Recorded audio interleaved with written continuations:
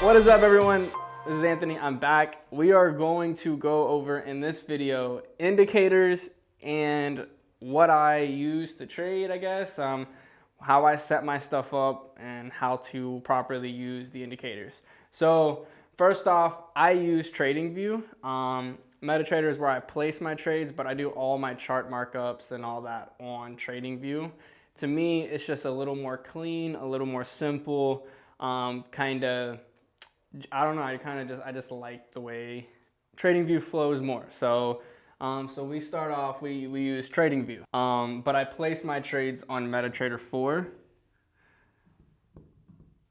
There is MetaTrader 4 for your phone as an app. It's also downloadable on your computer, depending on what broker you use. But as far as what I go for in the indicator side is, let me write down.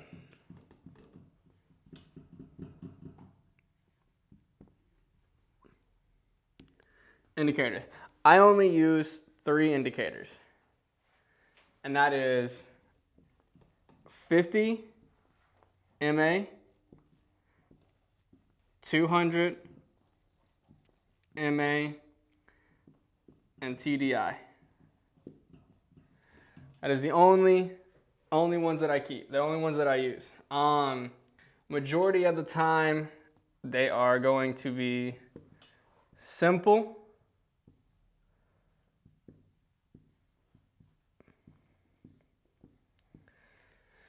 So they're simple, and then the way I set my TDI up is going to be 13, 34, 7, 2.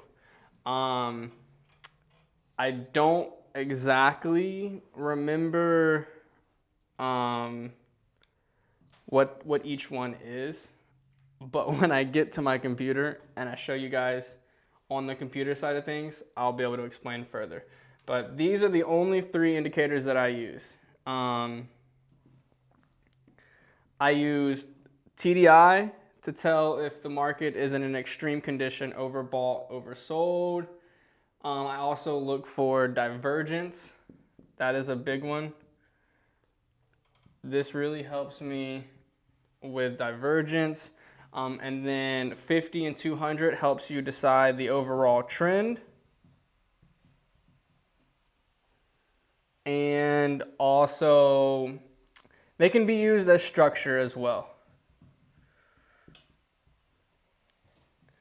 So the 50 moving average is going to be kind of your closest structure. You know, they're a lot of times used for a major point of reversals or kind of helping you, you know, if the 50 is over the 200, then you can see that it's obviously in an uptrend. If the 50 is below the 200, it is obviously in a downtrend.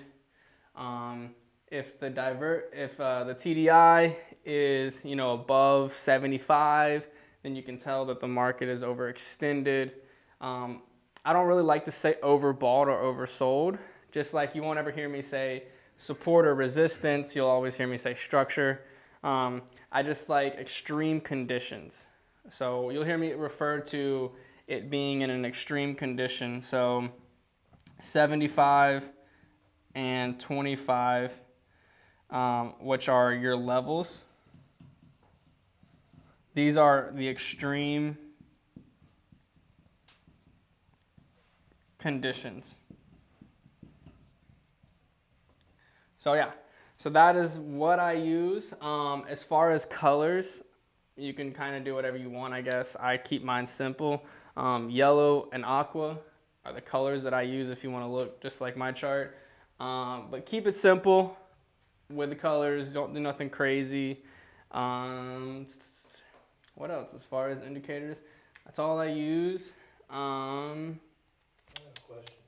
Yeah, So ask away. the 200 and the 50, you would probably use those for more of the swing trader style, right? Yes, I mean, obviously yes. the 25 and things like that, it's more scalping. I use them the same. Okay. On all time frames. All time frames. Mm-hmm. Yep. So the settings and all would be the same. No matter if Settings, you're looking at the 1 minute, yep, 1 hour. everything is the same, no matter what time frame you're looking for.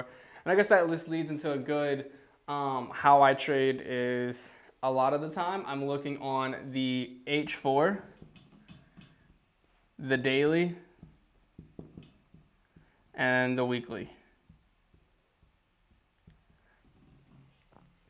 That's where I get most of my trades. Occasionally I'll look at the hour, just depending on what kind of trade I'm going in for. But this is what I am looking for majority of the time. And we're looking for just confluent events that happen. So you'll hear me say confluence a lot. And that is multiple things lining up at one time. Confluence is multiple things lining up at one time for an instance to happen in the market for you to take a trade off of. I always say there's no such thing as a coincidence in the markets. There's not. You're never going to see 5 things happen at one time as a coincidence. It just doesn't. That's not how it works. Like, it's not a coincidence. So if something's moving, something's happening, yeah. Like, you're not going to see all of these things just line up for no reason. So you'll hear me refer to that a lot.